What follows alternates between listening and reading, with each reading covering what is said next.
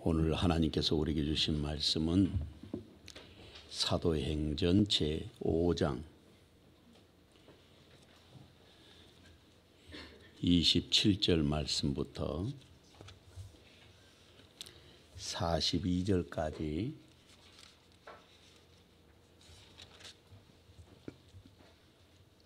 사도행전 제5장 27절부터 마지막 42절까지 봉독해 드리겠습니다. 그들을 끌어다가 공회 앞에 세우니 대제사장이 물어 이르되 우리가 이 이름으로 사람을 가르치지 말라고 엄금하였으되 너희가 너희 가르침을 예루살렘에 가득하게 하니 이 사람의 피를 우리에게로 돌리고자 함이로다. 베드로와 사도들이 대답하여 이르되 사람보다 하나님께 순종하는 것이 마땅하니라. 너희가 나무에 달아 죽인 예수를 우리 조상의 하나님이 살리시고 이스라엘에게 회개함과 죄 사함을 주시려고 그를 오른손으로 높이사 임금과 구주로 삼으셨느니라.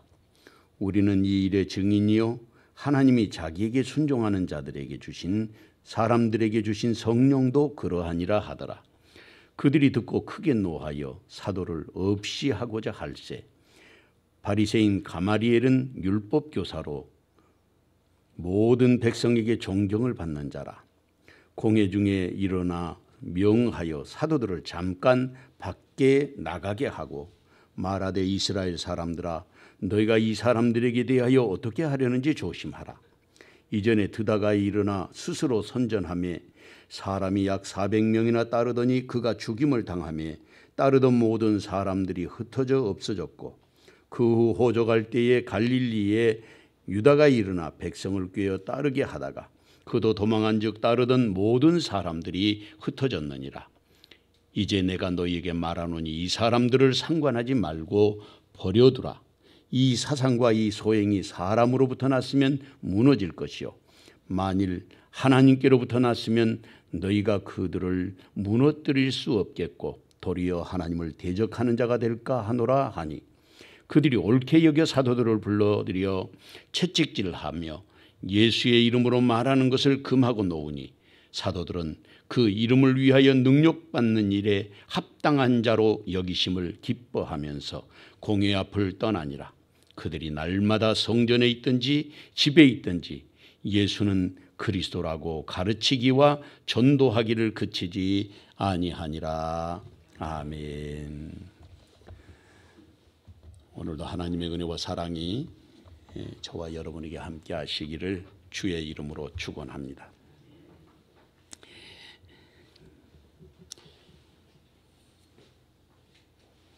내일부터 이제 완전히 우리 모이는 거리두기도 해제가 되고 또 밥 먹는 것도 다 이제 해제가 되죠. 25일부터니까.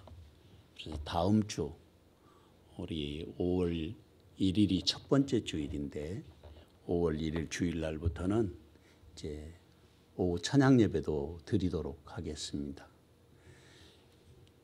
교회에서 밥 먹는 것이 문제가 될 것 같으면 집에 가서 식사하고 오셔도 됩니다. 그리고 이제 우리가 마스크를 쓰고 다니면 어떤 백신보다도 제일 강력하게 바이러스를 막아낸다 그럽니다. 요즘에 뉴스에 보니까 확진자가 되면 체내에 7개월 동안이나 이게 자리를 잡고 있다 그래요. 여러분들이 소금물로 각을 많이 하시고 또 비타민 C 많이 드시면 우리 안에서 항산화 현상이 일어나야 되는데 비타민 C 한 알이 여러분들 집에서 귤 한 박스 먹는 것만큼 먹는 겁니다. 그러니까 많이 드실수록 좋다고 합니다. 여러분들 건강을 잘 지키고 스스로가 또 손도 깨끗이 씻고 그렇게 해야 되지 않을까 이제 그런 생각이 듭니다. 참 길게 시간이 많이 흘렀죠. 2년 반 정도 이렇게. 그런데 아직도 지금 덜 끝난 것 같아요. 덜 끝났는데 우리나라는 백신을 맞은 사람들이 1차, 2차, 3차 접종한 사람들이 94%에 이른다고 합니다.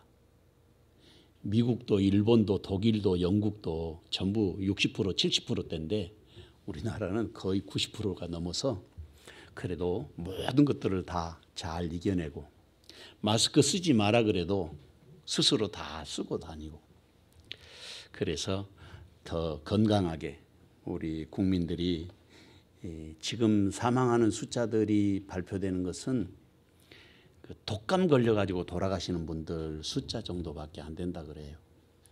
너무 염려할 것도 없고 겁먹지 마시기 바랍니다. 오늘 본문의 말씀 41절 42절을 보면 제자들을 통해서 우리 그리스도인들이 복음을 어떻게 받아들이고 이해하고 또 어떤 가치관을 가지고 신앙생활을 해야 될 것인가 이런 것들을 말씀하시고 있습니다. 사도들은 그 이름을 위하여 예수님의 이름을 위하여 능력받는 일에 합당한 자로 여기심을 능력받는 것을 당연하게 여기게 되었다는 거예요. 그것을 기뻐하면서 공회 앞에서 떠났다. 그리고 그들이 제자들이 날마다 성전에 있든지 집에 있든지 예수는 그리스도라고 전도를 하고 가르쳤다는 것입니다. 여기서 우리는 사도들의 복음에 대한 자세와 가치관을 읽어낼 수 있는데 첫째는 예수님의 그 이름 때문에 능력받는 것을 당연한 것으로 합당한 것으로 이렇게 여겼다는 거예요.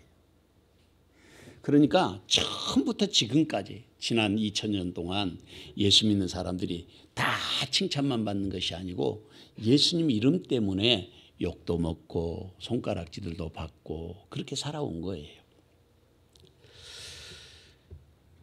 그리고 그것을 부끄럽게 여긴 것이 아니라 그를 마음속에 기쁨으로 여겼다는 것입니다. 그러니까 우리가 보통 이렇게 한 대 꽝 때리면 그것보다도 더 강한 사람은 딱 버텨내지 않습니까? 제가 시골에 그 잘하는 장로님 계시는데 그 장로님 기도도 많이 하시고 정말 그 교회에 으뜸이 되는 장로님이신데 약사예요. 평생을 약사로 이제 80이 다 되셨는데 그 장로님이 그러셔요. 감기약을 먹잖아요. 감기약. 어떤 약국에 가면 너무 세게 약을 지어주면 안 된다고 약하게 지어주신다는 거예요. 그러면 그 약을 감기가 나을 때까지 계속 먹어야 된대요. 그때 나타나는 약의 효과를 그걸 역가라고 한답니다. 그러니까 약의 효과가 나는 힘, 힘의 그 분량, 가치 이걸 역가라고 그런대요. 감기가 내가 지금 5로 아픈데 약을 5로 지어주면 감기하고 늘 계속해서 싸우면서 케어가 안 되는 거예요. 끝까지 나을 때까지 계속 싸우는 거예요. 왜냐하면 힘이 같으니까 안 낫는다는 거예요. 그럼 어떻게 해야 되느냐. 5 정도 내가 감기로 아프면 약이 6이나 7 정도 돼야 이게 한꺼번에 딱 잡아가지고 케어를 시킨다는 거예요. 역가라고 하는데 그래서 약을 약하게 지어주는 것이 좋은 것이 아니라 그 병의 정도를 보고 그 병을 이길 수 있도록 약을 지어줘야 된다는 거예요. 조제를 그렇게 해야 된다는 거예요. 그러니까 약하게 약을 짓는 사람이 좋은 약사가 아니고 사실은 그러면 약을 더 훨씬 더 많이 먹게 된대요. 영적으로도 우리가 성령으로 충만하면 밖에서부터 오는 외부의 공격과 나의 시험, 근심, 걱정이 성령의 충만함으로 인해서 넉넉하게 이기는 거예요. 제가 요 며칠 전에 어느 목사님의 설교를 들으니까 그 목사님 그런 설교를 하시더라고요. 보니까 공부를 많이 해가지고 박사학위 간 3개, 4개 정도 되는 사람한테 당신은 그렇게 그것도 박사가 돼가지고 모르냐 그러면 그 박사님이 그런답니다. 제가 박사는 박사라도 다 아는 게 아니에요. 모르는 건 모르죠. 그렇게 이야기하신대. 근데 공부를 안 하고 좀 무식한 사람한테 당신이 왜 그렇게 무식하냐 그러면 그 사람은 화를 내고 그냥 완전히 그 분위기를 그냥 망쳐놓는다는 거예요. 오늘 예수 믿는 사람들이 성령으로 충만해야 되는 것입니다. 그래야 여기 제자들이 조롱하고 능력을 받아도 넉넉히 이길 수 있게 되었던 것이에요. 그러려면 어떻게 해야 되겠어요? 우리가 믿음으로 살고 말씀으로 살고 늘 기도하는 것을 쉬지 않아야 사탄이 공격할 때 넉넉히 우리가 이겨낼 수 있게 되는 것입니다. 사도들이 그렇게 말씀을 전하는데 부끄럽게 여긴 것이 아니라 기쁘게 여겼고 날마다 전도하고 그리고 복음을 전했다는 그런 말씀을 가르쳤다는 것입니다. 그런데 그것도 다른 데서 전한 게 아니고 가는 데마다 성전이든지 집이든지 쉬지 않고 말씀을 가르치고 전도했다는 것입니다. 이것이 그리스도인들에게 있어서 당연한 삶의 원리다. 삶의 우리의 자세가 이렇게 되어야 한다 하는 것을 가르쳐 주는 것이 아니겠습니까? 말씀 속에서 이 시대를 살아가는 그리스도인에게 요구하는 삶이 무엇인지를 생각하게 하는 그런 내용입니다. 어떻게 주의 일에 힘쓰는 사람이 되어야 하는지를 가르쳐 주고 있기 때문입니다. 이 귀한 종이 시간 저와 여러분에게 함께 하시기를 주님의 이름으로 축원합니다. 첫째로 예수님이 오신 것은 회개함과 제사함을 주시려고 오셨습니다. 본문 27절에서 32절 말씀을 다 같이 한 목소리로 읽어보겠습니다. 그들을 끌어다가 공회 앞에 세우니 대제사장이 물어 이르되 우리가 이 이름으로 사람을 가르치지 말라고 엄금하였으되 너희가 너희 가르침을 예루살렘에 가득하게 하니 이 사람의 피를 우리에게로 돌리고자 함이로다. 베드로와 사도들이 대답하여 이르되 사람보다 하나님께 순종하는 것이 마땅하니라. 너희가 나무에 달아 죽인 예수를 우리 조상의 하나님이 살리시고 이스라엘에게 회개함과 죄사함을 주시려고 그를 오른손으로 높이사 임금과 구주로 삼으셨느니라. 우리는 이 일의 증인이요 하나님이 자기에게 순종하는 사람들에게 주신 성령도 그러하니라 하더라. 아멘. 본문의 말씀은 예수님께서 십자가에 달려 돌아가신 그 목적을 이야기하고 있습니다. 30절 말씀을 보면 너희가 나무에 달아 죽인 예수를 우리 조상의 하나님이 살리셨다. 그렇게 말씀하고 있습니다. 그런데 그렇게 조상의 하나님이 나무에 달아 죽인 예수를 살리신 목적을 사도 베드로가 꼭 찍어서 말하는데 그게 뭐냐면 이스라엘에게 회개하게 하고 죄사함을 입도록 하기 위해서였다. 그렇게 말씀하고 있어요. 그래서 예수님을 하나님의 오른손으로 높여서 임금과 구주로 삼으셨다고 말하고 있는데 유대인들은 그걸 도저히 받아들일 수가 없는 것입니다. 물론 일반 백성들은 예수님이 메시아일 것이라는 막연한 기대를 하면서 나귀를 타고 예수님께서 요 얼마 전에 예루살렘에 입성하실 때 호산나 호산나 하면서 예수님을 환영했지만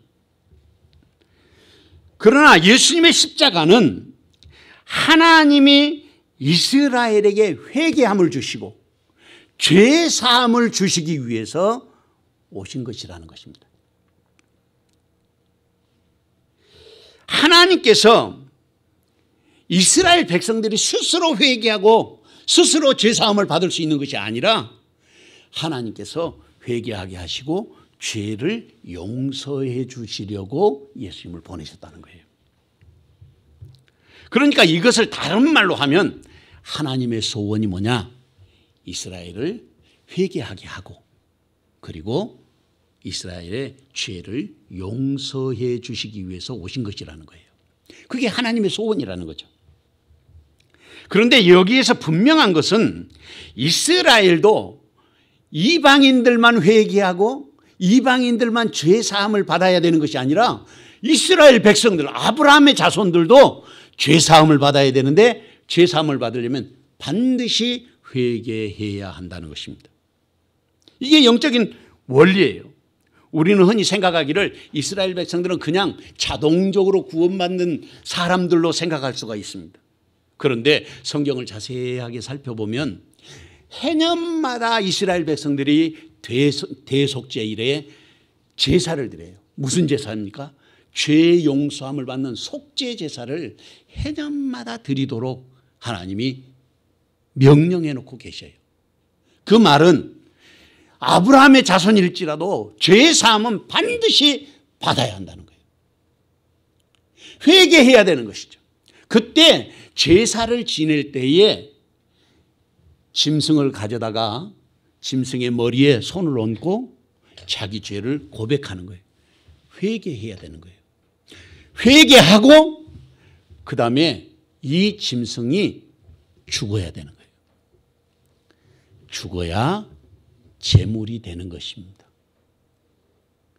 영적으로도 똑같은 의미로 오늘도 내가 예수의 십자가에 함께 내가 죽고 내 안에 예수님이 사셔야 내가 진짜 제물이 되고 하나님이 받으시는 것이 되는 거예요. 하나님이 받으시는 향기가 된다 그 말입니다.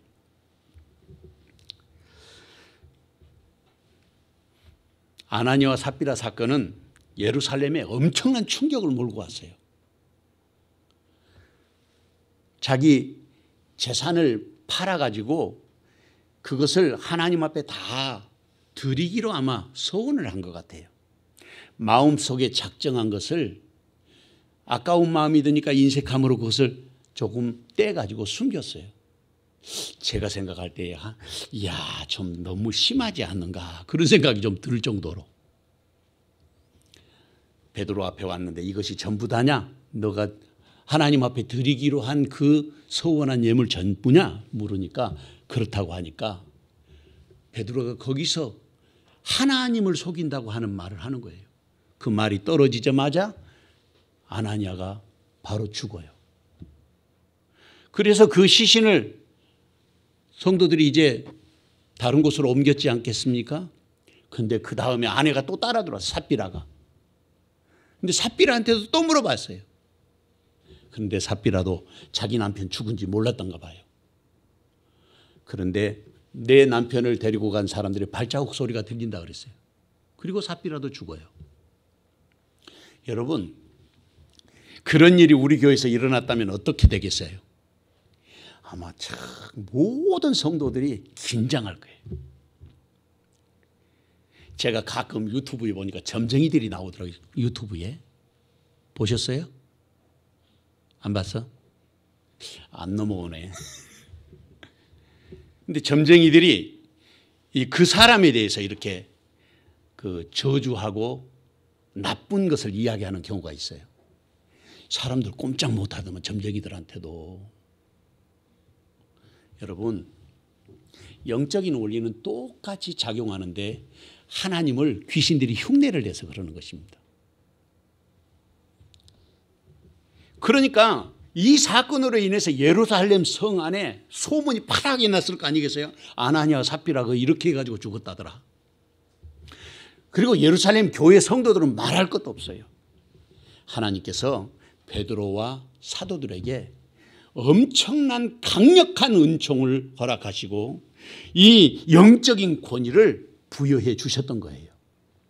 지금도 역시 마찬가지예요. 성령 충만하게 되면 말하는 대로 되고 기도하는 대로 되는 것입니다.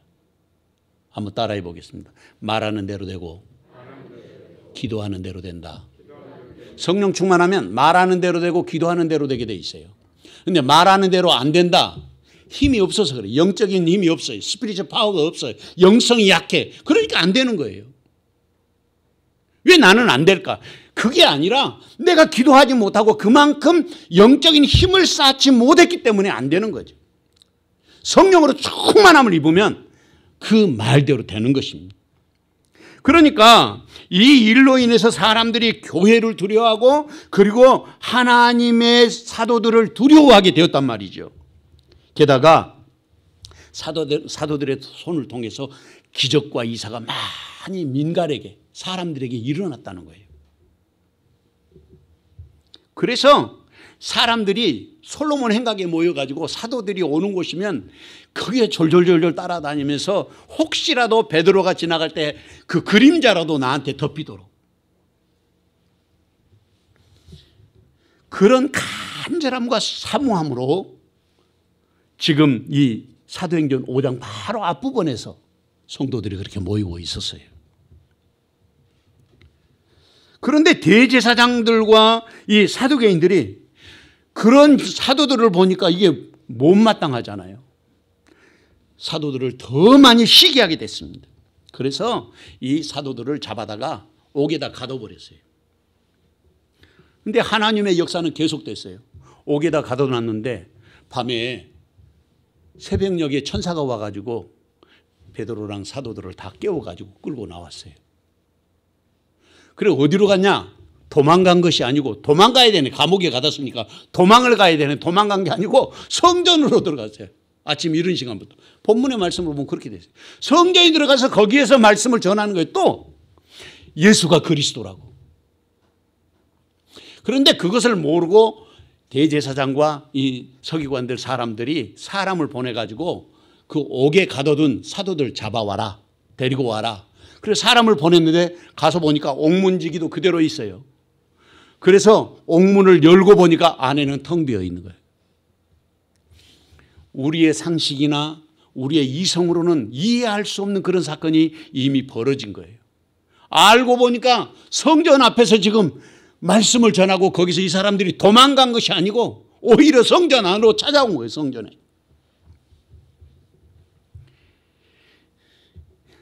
그러니까 그 감옥에서 생긴 그 일, 문도 그대로 잠겨 있고 지키는 사람도 그대로 있고 언제 나간지도 모르는데 천사들이 와서 사도들을 끌고 너희들이 가서 성전에 가서 예수가 그리스도라고 하는 사실을 가르쳐라고 말씀하신 거예요.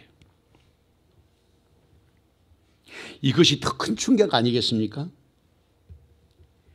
그러니까 이 사건에 대해서 이 제자들을 공회 앞에 끌고 이제 대제사장이 데리고 왔어요. 28절 말씀에 뭐라고 했냐면 우리가 이 이름으로 사람을 가르치지 말라고 언금하였으되 너희가 가르침을 예루살렘에 가득하게 하니, 예루살렘에 그 가르치는 가르침, 예수가 그리스도라고 하는 사실을 가득하게 했다는, 가득하게 하니 이 사람의 피를 우리에게 돌리려고 하는 것이 아니냐 이렇게 말했어요.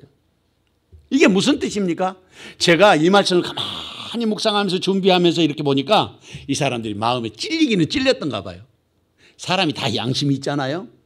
그러니까 제자들이 거기서 말씀을 가르치는 것을 보고 마음에 찔렸던지 너희가 그렇게 하는 것은 우리가 예수 죽였다고 하는 거 아니냐 하고 지금 여기에서 28절에서 이야기하고 있는 거예요. 그러면서 이 말은 예수님을 십자가에 죽인 그 핏값을 우리에게 뒤집어 씌우려는 것이 아니냐 하는 말이란 말이죠.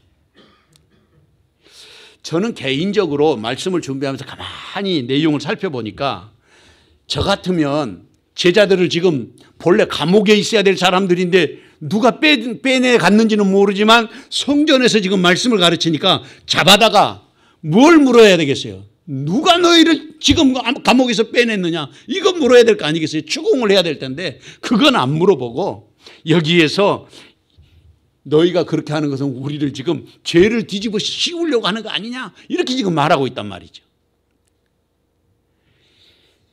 왜 이렇게 말했을까? 저는 개인적으로, 이건 순전히 제 개인적인 해석인데 제사장들이나 거기에 있는 서기관이나 바리새인들이 지금 이 제자들의 영권에 기가 눌린 거예요. 그러니까 함부로 말도 못해. 왜냐하면 이 제자들을 통해서 지금 일어나는 표적과 그 기적, 이적들이 엄청난데 그 사람들이 따라다니잖아요. 솔로몬 행각에 사람들이 몰려들고 앞에서도 말한 것처럼 거기에 베드로가 지나가면 그 그림자라도 나에게 좀 덮였으면 좋겠다고 하는 그런 사모함으로 지금 따라다니는 이런 현상이 예루살렘에 지금 일어나고 있는데 이 사람들이 함부로 할 수가 없었다 그 말이죠.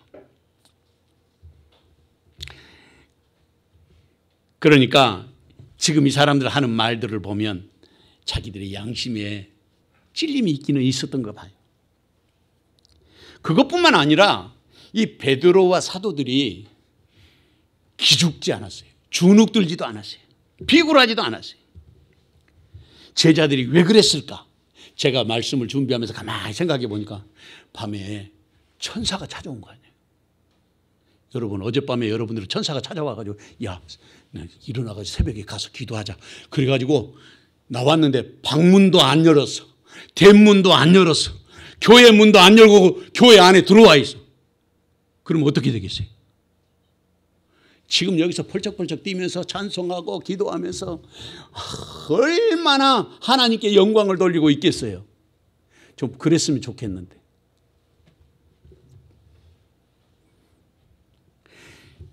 그러니까 29절 말씀을 보면 거기에 뭐라고 말하냐면 제자들의 믿음과 그 용기, 담대함을 거기서 볼 수 있어요. 하나님이 함께 하시니까 우리가 하나님이 함께 하시는 것을 늘 생각하고 하나님이 함께 하시는 능력으로 내가 항상 붙잡혀 살면 절대로 기죽을 수가 없는데 사탄이 우리를 공격하면 늘 넘어지고 쓰러지고 상처 입고 다치고 절룩거리고 우리가 그렇게 다닌단 말이죠. 여기에 뭐라 그러냐? 사도들에게 베드로에게 지금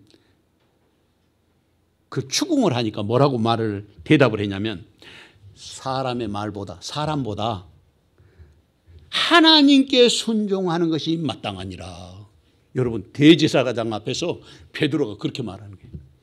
이 말을 가만히 생각해 보면 간이 지금 배 밖에 나온 거예요. 베드로는 소위 세상으로 하면 대제사장 앞에서 사람에게 순종하는 것보다 하나님 앞에 순종하는 것이 옳으니라. 그게 지금 29절 이하에 나오는 말씀이에요. 너희가 나무에 달아 죽인 예수를 우리의 조상 하나님이 살리시고 이스라엘에게 회개함과 제사함을 주시려고 그를 오른손으로 높이사 임금과 구주로 삼으셨느니라. 우리는 이 일의 증인이라. 이 일의 증인. 우리가 이 일의 증인이고 하나님이 순종하는 자에게 성령으로 함께 하신다는 거예요. 성령으로. 순종하는 사람들에게 주신 성령도 그러하니라. 이 말은 성령이 우리 안에서 그걸 증거하고 있다는 거예요. 우리 안에서 성령께서 증거한다는 거예요. 그러니까 우리가 믿음으로 살고 말씀으로 살고 주님의 성령에 붙잡히면 그렇게 될 수밖에 없어요. 우리에게서. 그러니까 이렇게 기탄 없이 말하는 베드로의 말에 대제사장도 바리새인도 서기관들도 다 거기서 기세에 눌렸을 것이다. 그런 생각이 들어요. 여러분, 우리가 그 정도는 돼야 되지 않겠어요? 이스라엘을 회개하게 하시고 죄를 사하시려고 하나님이 예수님을 죽음에서 살리셨습니다. 그리고 하나님의 오른손을 높이 서서 임금과 구주가 되게 하셨습니다. 이 일에 사도들이 증인이라는 거예요. 그리고 성령께서 우리 안에서 그렇게 역사하고 계신다. 여기에 한 가지 중요한 원리가 있는데 그게 뭐냐면 성령은 하나님께 순종하는 자에게 강력하게 역사하시는 거예요. 성령이 아무에게나 역사하시는 것이 아니라 하나님의 말씀에 순종하는 자에게 그렇게 역사하신다는 거죠. 그렇기 때문에 오늘도 우리 자신들이 회개하고 그리고 죄사함을 받아서 하나님의 뜻에 얼마나 내가 순종하며 살고 있는가 스스로에게 물어야 하지 않겠습니까? 그리고 나를 사로잡아 날마다 그리스도 예수 앞에 복종하고 순종하는 믿음의 사람이 되어야 할 것입니다. 베드로전서 1장 12절 말씀에 보면 이 섬긴 바가 자기를 위한 것이 아니요 너희를 위한 것이니 계시로 알게 되었으니 이것은 하늘로부터 보내신 성령을 힘입어 복음을 전하는 자들로 이제 너희에게 알린 것이요 천사들도 살펴보기를 원하는 것이니라. 천사들도 그것이 어떻게 된 일인가 궁금하다 그 말이에요. 사랑하는 성도 여러분, 예수님은 이스라엘도 회개하고 죄사함 받기를 원하셨습니다. 그리고 지금 세상을 살아가는 우리 모두에게도 회개하고 죄사함 받기를 원하십니다.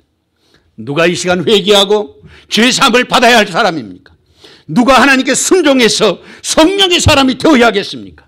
누가 이 시대의 사도가 되어서 성령의 이끌림을 받는 사람이 되어야겠습니까? 그 자리에 주님은 지금 저와 여러분을 부르고 계시는 것입니다. 이 귀하는 종이 시간 저와 여러분에게 함께 하시기를 주님의 이름으로 축원합니다. 둘째로 이 시대에도 가말리엘 같은 사람이 있습니다. 본문 33절에서 37절 말씀을 다 같이 한 목소리로 읽어보겠습니다. 그들이 듣고 크게 노하여 사도들을 없이 하고자 할세 바리새인 가말리엘은 율법 교사로 모든 백성에게 존경을 받는 자라. 공회 중에 일어나 명하여 사도들은 잠깐 밖에 나가게 하고 말하되 이스라엘 사람들아 너희가 이 사람들에게 대하여 어떻게 하려는지 조심하라. 이전에 드다가 일어나 스스로 선전하며 사람이 약 400명이나 따르더니 그가 죽임을 당하며 따르던 모든 사람들이 흩어져 없어졌고 그 후 호적할 때에 갈릴리의 유다가 일어나 백성을 꿰어 따르게 하다가 그 도망한 즉 따르던 모든 사람들이 흩어졌느니라. 아멘.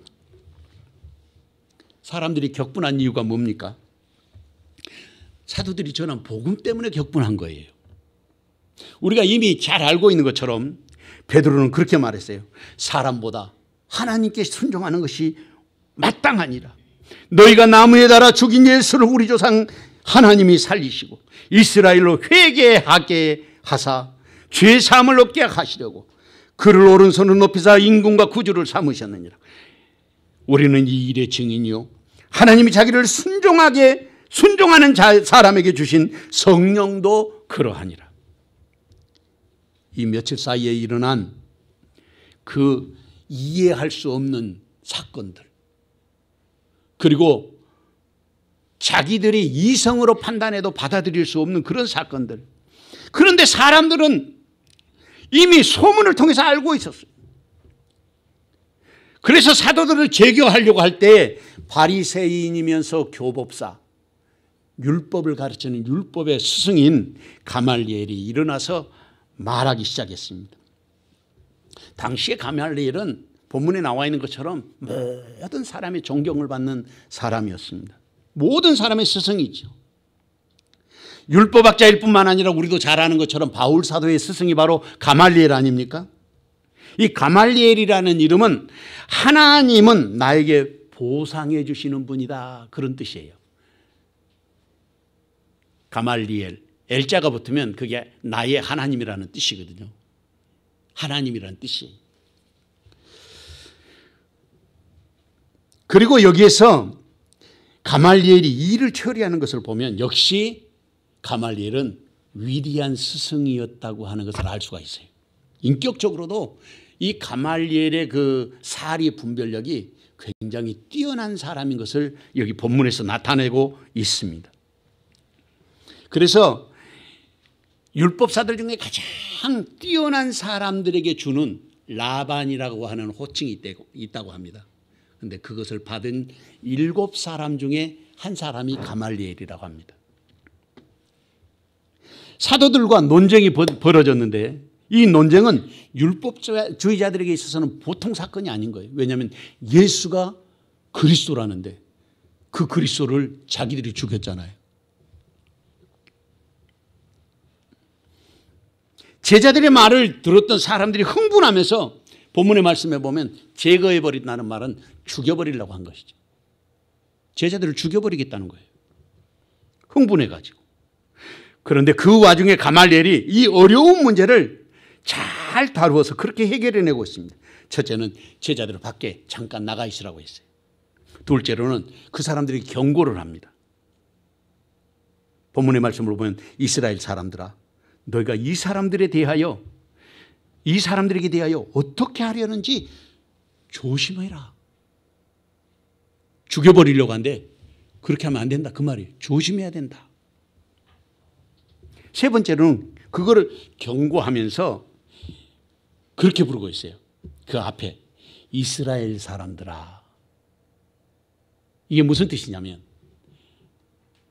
하나님의 사람들 아니냐 너희가. 하나님의 사람들은 조심해라, 그 말이죠. 우리가 예수 믿는 사람들 아닙니까? 그러니까 우리를 부르는 거예요. 야, 예수 믿는 사람이 그러면 되겠냐? 그런 뜻이에요. 이게 이스라엘 사람들아. 그걸 경고를 하면서 그걸 이야기를 하고 있는데 그게 가말리엘의 의도가 담겨 있는 말입니다. 그 말은 다른 말로 하면 이성을 좀 찾고 정신 좀 차려라. 그런 뜻 아니겠습니까? 하나님의 백성이라는 걸 지적한 거예요. 한 가지 지적하고 싶은 것은 여기서 가말리엘이 바리새인이었다는 사실입니다. 왜 이게 바리새인이라는 말이 중요하냐면 사두개인들은 사람이 죽으면 부활이 없다고 했어요. 근데 바리새인들은 부활이 있다고 믿었거든요. 또 그렇게 가르쳤어요.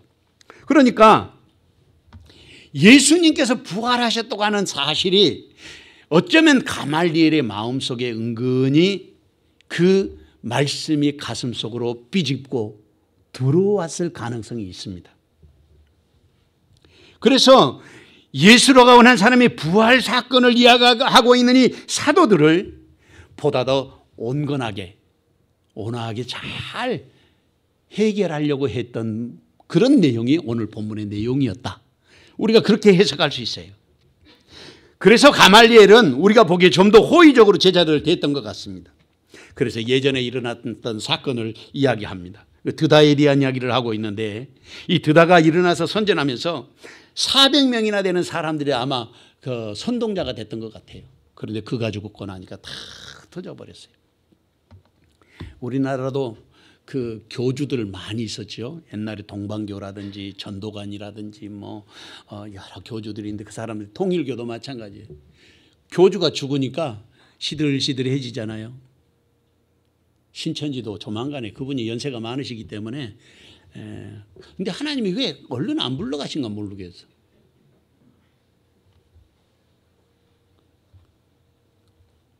악한 자는 악한 데 쓰려고 하나님이 두시는 거거든요. 그런데 우리가 기도 많이 해야 됩니다. 제자들을 그렇게 잘 온유하게 온건하게 이렇게 대하는 것을 보면서 이 사람이 그 인격적으로나 모든 면에서 뛰어난 지혜를 가지신 분이구나 하는 걸 알 수 있어요. 또 호적할 때에 거기에 보면은 유다라는 사람이 백성들을 끼웠다고 하지 않습니까? 그도 망하자 모든 사람들이 흩어졌다. 호적할 때는 언제냐면 아구스토가 호적하라고 명령을 내릴 때니까 예수님 태어날 때예요. 오래전 이야기를 지금 하고 있는 거죠. 여기에 말씀 속에 가만히 내용을 살펴보면 가말리엘의 그 말은 힘이 있었어요. 권위가 있었어요.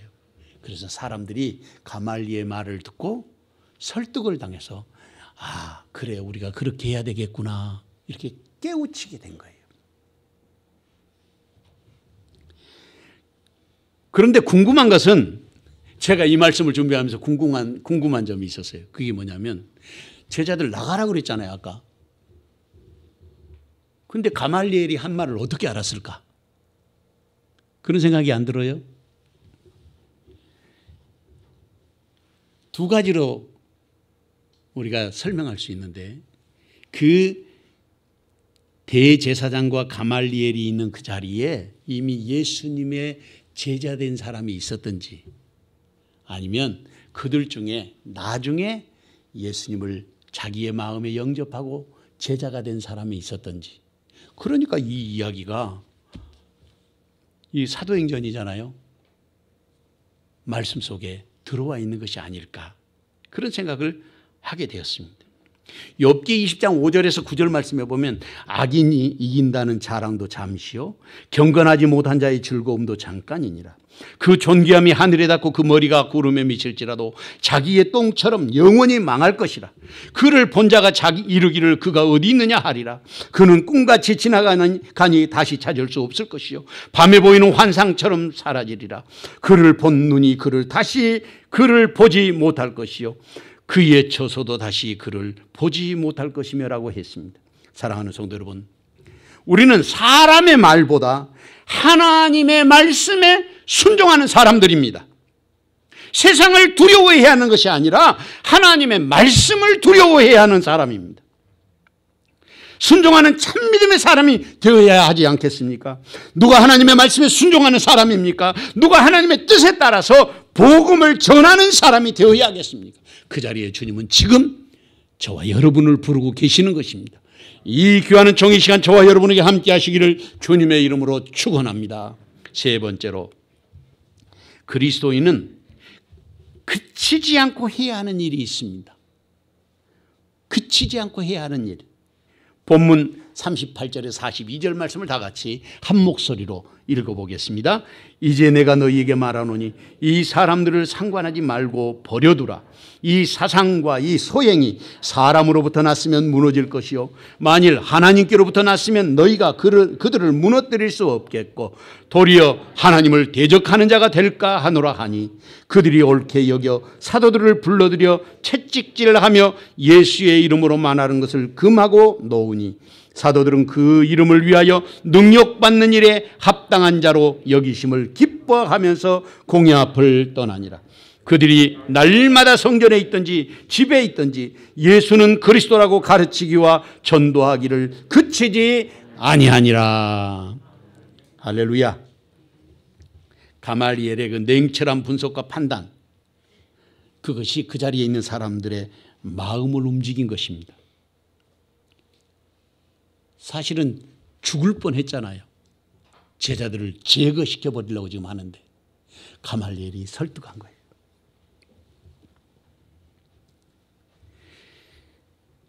그래서 가말리엘이 그렇게 말하고 있어요. 이제 내가 너희에게 말하는 이 사람들을 상관하지 말고 버려두라. 나도 그냥 놔두라는 거예요. 이 사상과 이 소행이 사람으로부터 났으면 무너질 것이지만 만일 하나님께로부터 났으면 너희가 그들을 무너뜨릴 수 없겠고 도리어 하나님을 대적하는 자가 될까 하노라. 그러니까 이 가말리엘이 말씀을 가만히 살펴보면 반은 이미 예수님 앞에 있는 것 같아요. 이 말씀으로 봤을 때 그 영적인 분위기가 이미 반 이상은 예수님을 인정하고 있는 것이라고 할 수 있어요. 이 말씀 속에서 가말리엘이 바리새인의 교법사라고 말씀드렸지 않습니까? 그러니까 예수님의 부활에 대해서 가말리엘의 생각은 상당히 우호적이었을 것으로 추정이 돼요.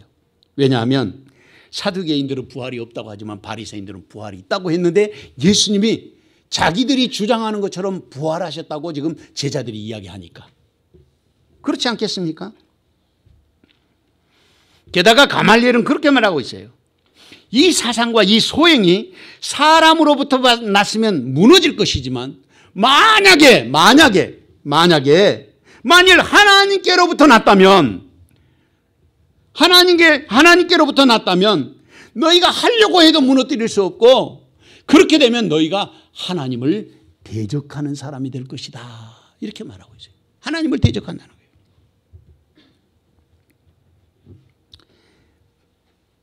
그러니까 가말리엘은 이미 이 제자들의 삶을 통해서 어쩌면 하나님의 손길을 보고 있는지도 모른다.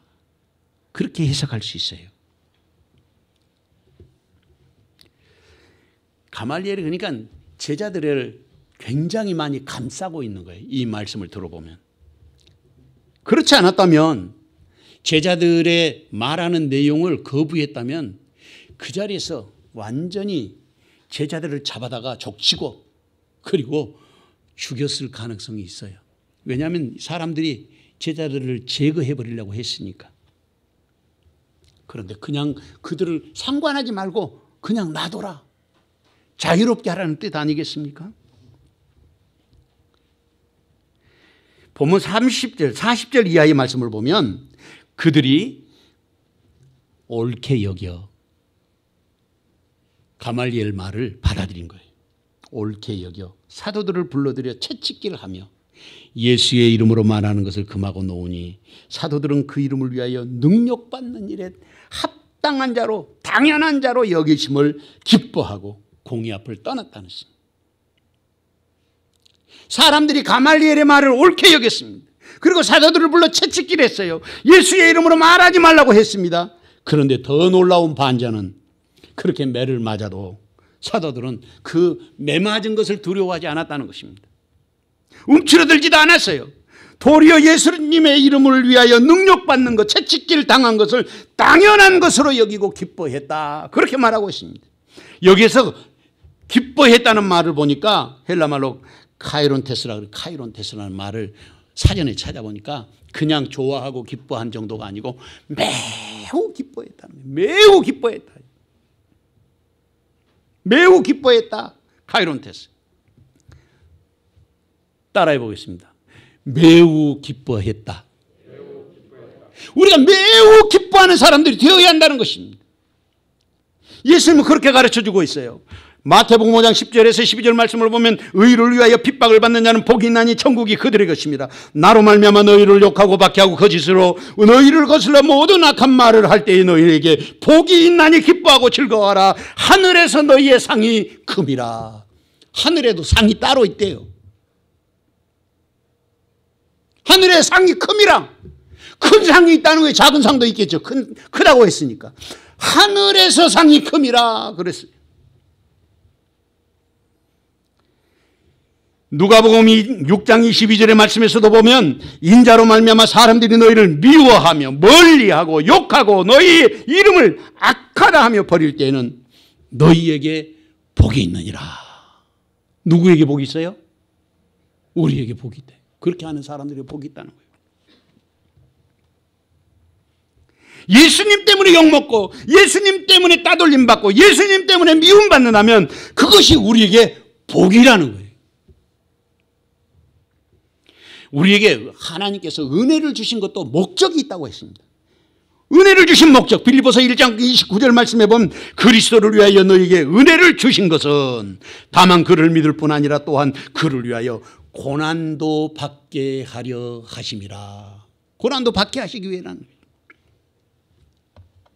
그러니까 왜 하나님이 우리에게 그 놀라운 십자가의 은총을 허락하신 것인가? 왜 우리를 부르셨는가? 왜 영원한 생명의 길에 우리를 초대하셨는가를 여기에 말씀하고 있는데, 첫째는 그리스도를 위한 것입니다. 우리를 부르신 목적은 그리스도를 위해서 불렀다. 둘째로 우리는 예수님만 믿게 하기 위해서 우리를 부르셨다는 거예요. 예수님만 믿게 하기 위해서. 셋째로는 예수님을 위하여 고난도 받게 하기 위해서. 고난받으면 그냥 고난만 당하는 게 아니에요. 그것으로 인해서 하늘에서 너희의 상을 크게 주게 하려고, 큰 상을 주기 위해서 고난받게 하셨다는 거예요. 그리스도인들의 삶에 대해서 야고보서 1장 2절 말씀에 보면 내 형제들아 너희가 여러 가지 시험을 당하거든 온전히 기쁘게 여기라. 시험을 당하면 기쁘게 여기라는 거예요. 성질 부리지 말고 기쁘게 여기라는 거예요. 그러니까 앞에서도 설명드렸던 것처럼 우리의 영성이 약하면 그걸 이겨낼 힘이 없어요. 걸을 힘이 없으면 힘이 없는 거예요. 어린아이가 아프면 아프고 나서 그 병을 이기고 나면 더 성숙해져요.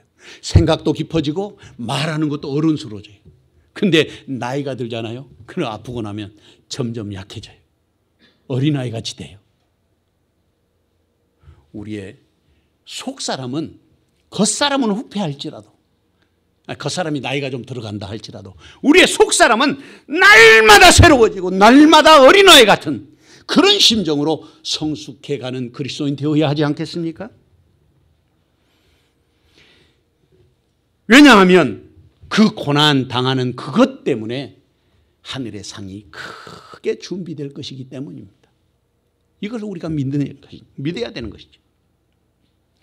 그래서 제자들은 감당할 수 없는 은혜를 입은 것을 알았어요. 그들의 영성은 매맞는 것도 넉넉히 이길 수 있는 힘이 있었어요. 그러니까 제자들이 여전히 복음을 전한 것입니다. 말씀을 가르친 거예요. 그들이 날마다 성전에 있든지 집에 있든지 예수는 그리스도라고 가르치기와 전도하기를 그치지 아니하니라. 지난 개역 성경에서는 쉬지 아니하였다 그렇게 기록해요. 이번에는 그치지 아니하였다 했지만 지난 성경의 번역에서는 쉬지 않았다. 그 말이 그 말이죠.